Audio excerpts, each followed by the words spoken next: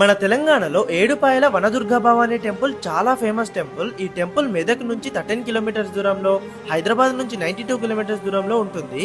ఇక్కడ ఉన్న మంజీరా నది ఏడుపాయలుగా విడిపోయి మళ్ళీ ఇక్కడే కలిసి గోదావరి నదిలో కలిసిపోతుంది. అందుకే దీన్ని ఏడుపాయలు అని పిలుస్తారు.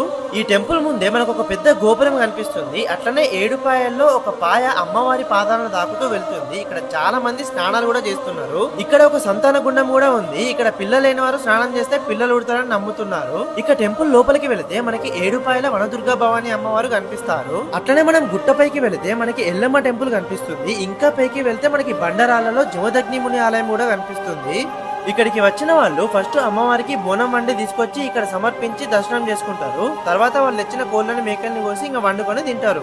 ఇక్కడ ప్రతి సంవత్సరం చాలా పెద్ద జాతర చేస్తారు. అప్పుడు తెలంగాణలో ఉన్న చాలా మంది జనం ఇక్కడికి వస్తారు. ఈ టెంపుల్ దగ్గరే ఒక డ్యామ్ కూడా ఉంది. చాలా మంది ఇక్కడ కూడా స్నానాలు చేస్తున్నారు. మీరు ఈ ఏడుపాయల టెంపుల్ కి వచ్చారా? వస్తే మీకు ఎట్లా అనిపించిందో కామెంట్ చేయండి. దీని ఫుల్ వీడియో యూట్యూబ్ లో పెట్టాను, చూడండి.